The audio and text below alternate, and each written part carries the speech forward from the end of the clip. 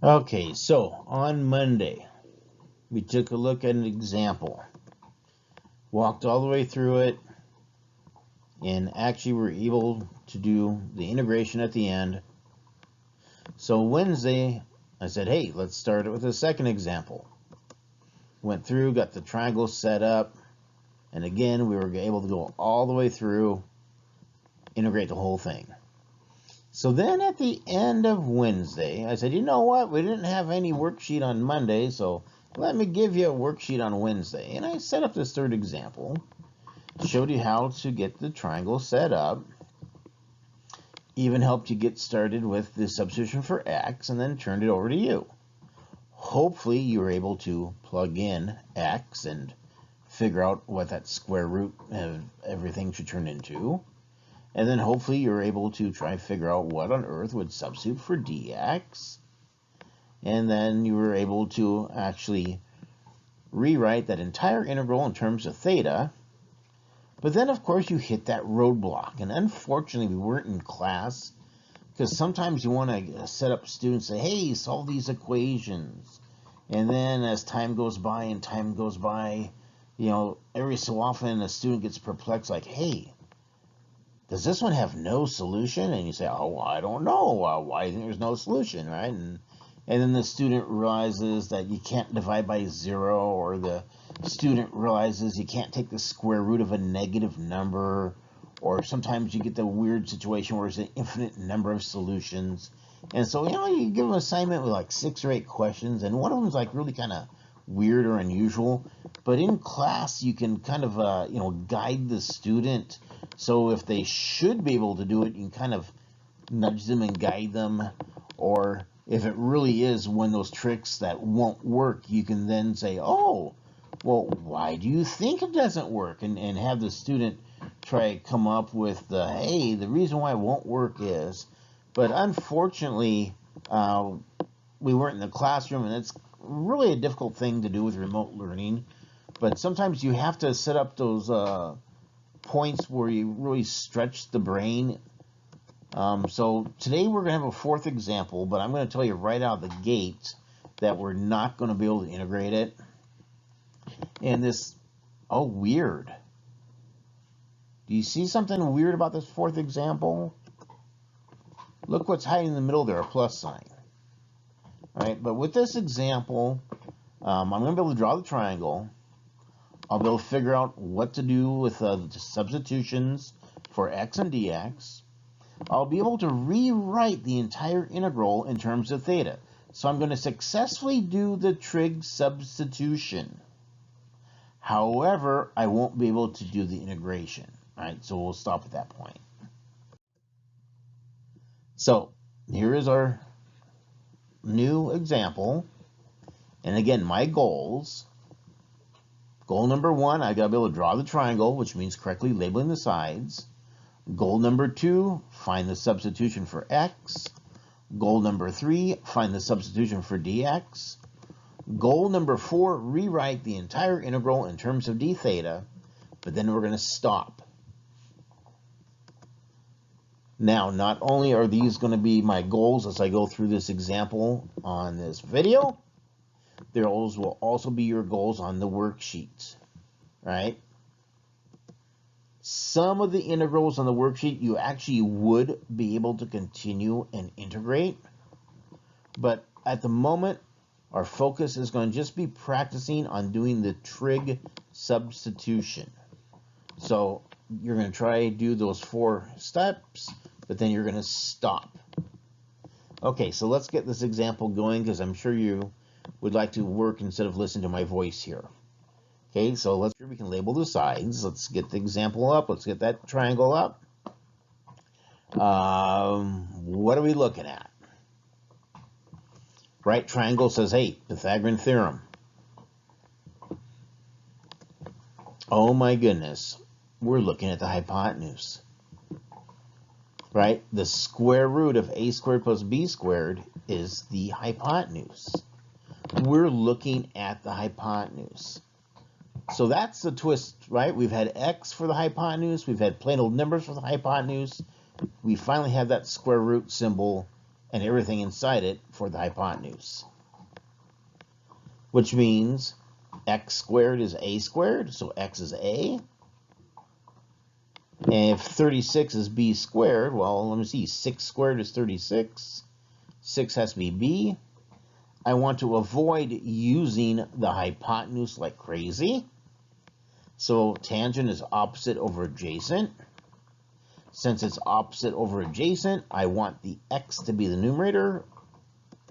Right? I'd rather have x on top of the fraction than in the bottom. So x gets to be opposite. Goal number 1 is done. I've got the triangle. Okay, what are we going to do for x? Right, I've got an x sitting here in this crazy integral, and I got to figure out what am I using for substitution for that x. Well, again, I said, well, I want to use tangent because I want x on top of the fraction. So tangent of theta will be x over 6. Multiply both sides by 6. Why did I put that step in there? That was kind of redundant. All right, multiply both sides by 6, and you get 6 times the tangent of theta equals x. So goal number 2 is done, right? 2 of my 4 goals are done. Now, before I go to goal number 3, I'm going to actually sidestep and do part of that last goal. I'll say, hey, what's going to happen with that square root symbol and everything inside it? Well, I know x is going to be 6 tangent theta. So let's plug that in. Of course, 6 times 6 is 36. Tangent theta times tangent theta is tangent squared theta. Just like every other example, there's a common factor. Have you noticed that yet? With every example, we've been able to factor out a common factor. In this case, 36. Please tell me that we are starting to get some of these things memorized, or at least very familiar with that trigonometry reference sheet, also known as the trig cheat sheet. Right? Tangent squared theta plus 1 is just secant squared theta. Take the square root of 36, we get 6. Take the square root of secant squared theta, we get secant theta. All right, so now I want to resume my hunt for goal number 3. And goal number 3 was trying to figure out what is going to substitute in there for that dx.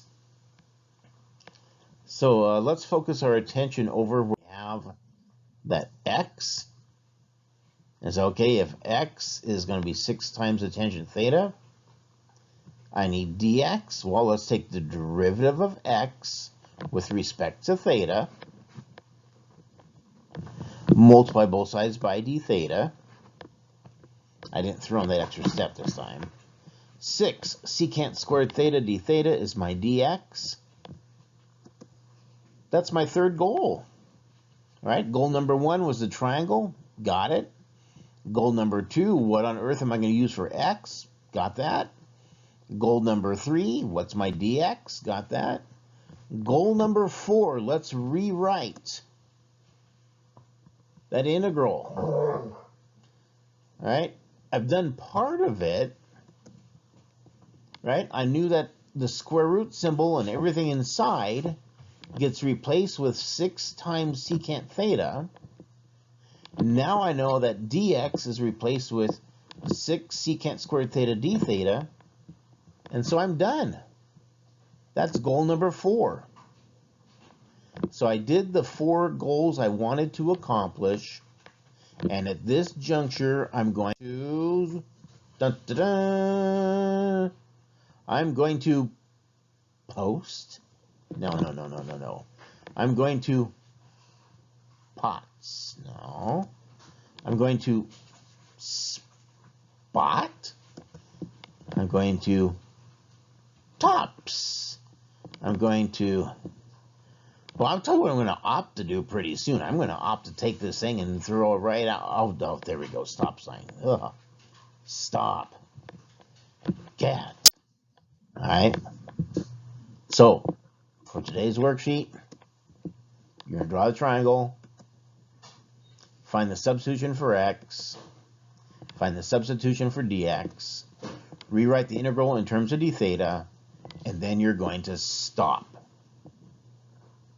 Now, since you probably don't want to go through this again and again and again, I'm going to make the examples available on PDF.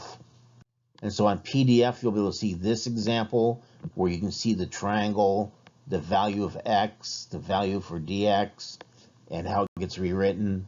You'll be able to see this example with the triangle, what I did to find x, what I did to find dx, and what it should look like when I rewrite in terms of theta.